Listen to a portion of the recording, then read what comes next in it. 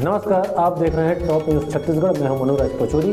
आज की प्रमुख खबरों में कांकेर शहर नया बस स्टैंड के पास जैन समाज व बजरंग दल ने जैन मुनि की हत्या मामले में आतंकवाद का किया विरोध प्रदर्शन। कर्नाटक में जैन मुनि आचार्य राम कुमार नंदी की कुछ लोगों द्वारा निर्मम हत्या कर दी गई थी।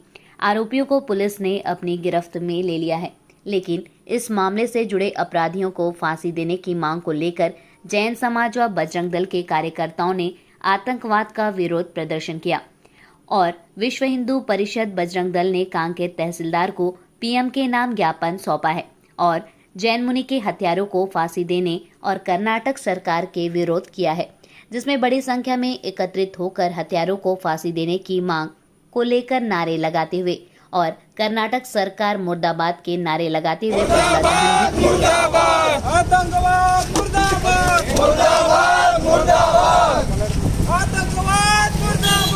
मुर्दाबाद मुर्दाबाद जिहादियों को फांसी दो, फांसी दो, फांसी दो, जिहादियों को फांसी दो, फांसी दो, फांसी दो।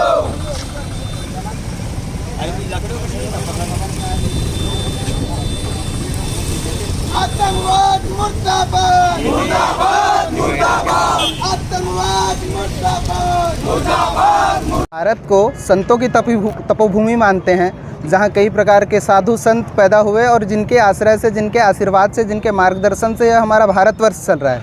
हम सबको गत दिनों से कुछ देखने को मिल रही है। जिस प्रकार से हमने ये घटना सुनी कर्नाटक के चिकोड़ी नामक स्थान से, हमारे जो विश्व को अपनी अहिंसा की पाठ पढ़ाने वाले संत दिगंबर जैन मुनि संत आचार्य कामकुमार जी का जिस प्रकार से अपहरण कर उनकी निरसंध हत्या कर दी गई, उसके पश्चात उनके शरीर के टुकड़े टुकड़े कर ना जाने किस प्रकार से उन्होंने उसके साथ ये हाल किया, इसके विरोध में आज संपूर्ण छत्तीसगढ़ भर में विश्व हिंदू परिषद बजरंग दल एवं जैन समाज के आदरणीय जनों के द्वारा मिलकर ये पुतला दहन का जो कार्यक्रम है वो किया गया है। और ज्ञापन के आधार पर हमने भारत सरकार के केंद्रीय गृह मंत्री से ऐसा मांग किया है कि जो भी आरोपी इस आरोप पर आरोपी हैं उन्हें फांसी की सज़ा हो, उनके साथ जितने भी आरोपी हैं उनको सख्त से सख्त कार्रवाई हो एवं तत्काल उन पर बड़ी कार्रवाई कर कर उनको फांसी जैसी सज़ा दें।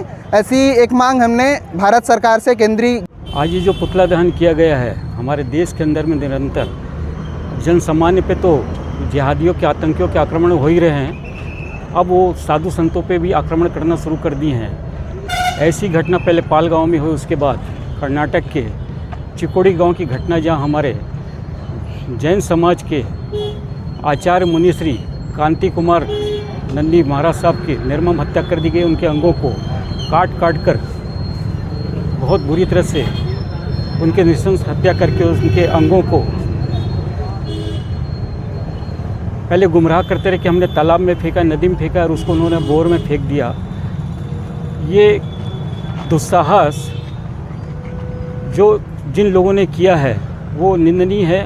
हम आज इसलिए यहाँ पर इकट्ठे हुए हैं और हमने तहसीलदार साहब को भारत के प्रधानमंत्री श्री नरेंद्र मोदी जी, भारत के गृह मंत्री श्री अमित शाह जी के नाम पर ज्ञापन दिया है कि ऐसी घटनाओं पर रोक लगाए और जितने भी इसमें दोषी हैं उनको कड़ी से कड़ी सज़ा दी जाए और फांसी की सज़ा दी जाए, ताकि ये अपराध बंद हो। हमारे जैन संतों के साथ निरंतर आए दिन ऐसी घटनाएं होती रहती है, चाहे वो तमिलनाडु हो, चाहे कर्नाटक हो, चाहे गुजरात हो, राजस्थान हो। हमारे जैन संत बिना पैर में चप्पल लिए पद विहार करते हुए पूरे देश में विहार करते हैं और धर्म के प्रचार प्रसार का कार्य करते हैं। वो तपस्वी जीवी होते हैं, उनके जीवन में भौतिक चीज़ों का कोई महत्व नहीं है। वो संसारिक जीवन को त्याग करके इस लाइन को, इस मार्ग को ग्रहण करते हैं। और एक ऐसे संत दिगंबर संत जिनके शरीर में कुछ भी भौतिक चीज़ें नहीं होती है, उसको पैसे से क्या लेने ना।